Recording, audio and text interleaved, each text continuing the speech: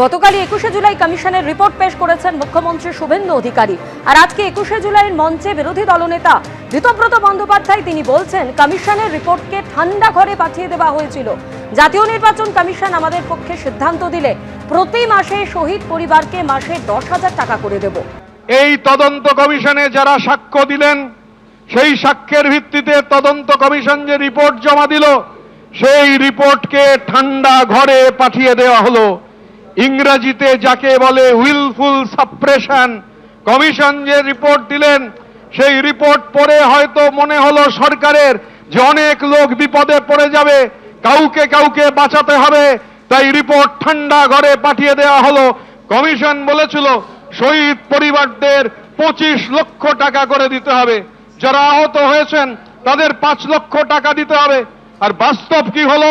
শহীদ পরিবারদের হাতে 2 লক্ষ টাকা দেওয়া হলো, যারা আহত হয়েছেন তাদের হাতে 15,000 টাকা দেওয়া হলো। আমরা আশাবাদী যে তৃণমূল কংগ্রেসের নাম, তৃণমূল কংগ্রেসের প্রতীক, তৃণমূল কংগ্রেসের যা কিছু আছে তা অরূপ রায়ের নেতৃত্বাধীন তৃণমূল কংগ্রেস পাবে।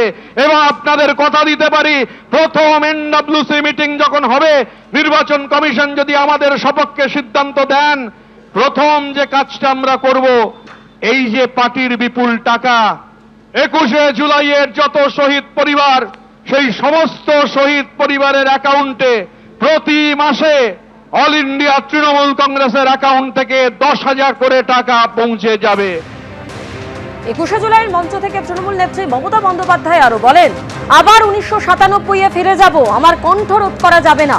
প্রতীক কাটবেন, টাকা কাটবেন, সম্মান কাটবেন, আমি ছাড়বো না। সুপ্রিম কোর্ট পর্যন্ত লড়াই করব। সিম্বল কাটবেন, টাকা কাটবেন, সম্মান কাটবেন।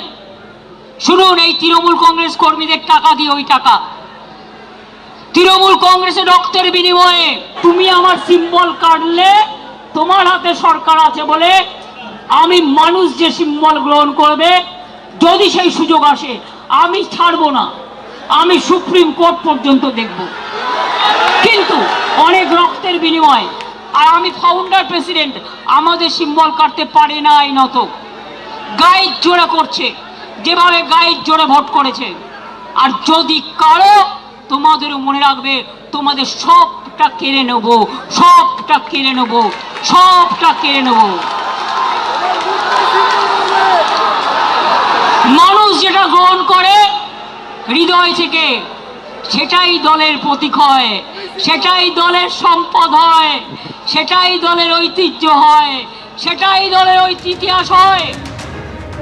একদিকে মমতা বন্দ্যোপাধ্যায় বলছেন যে আমরা যদি থাকি তাহলে ধরাশায়ী করে ছাড়বো, আমাদের প্রতীক কেউ কাটতে পারবে না। আর ঋতব্রত বন্দ্যোপাধ্যায় তার পাল্টা দাবি, আমরা নেগেটিভ ভাবছি না, সুপ্রিম কোর্টেও যেতে লাগবে না, আমরা নির্বাচন কমিশনের উপর আস্থাশীল। সিম্বল নিতে যদি যেতে হয় এ অবধি, মানে সুপ্রিম কোর্ট অবধি, তার মানে কি? তাহলে আপনি কনফিডেন্ট নন, কারণ বেআইনিভাবে তো কনফিডেন্ট হওয়া যায় না। মগের মুলুকে যারা শাসন করেন তারা আইন কানুনের তোয়াক্কা করেন না।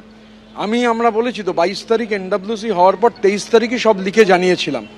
এখনও যা, আমি এর মধ্যে দিল্লি ছিলাম আপনারা জানেন, যা কাজকর্ম করার করে এসেছি, করে এরপরে আমরা টাইম মতো পাঠিয়ে দেবো। তার মতো পাঠিয়ে দেওয়ার পর নির্বাচন কমিশন সিদ্ধান্ত নেবেন। আমরা নির্বাচন কমিশনের ওপর আস্থাশীল। আমরা শুরুতেই নেগেটিভ ভাবছি না যে সুপ্রিম কোর্ট অবধি যেতে হবে।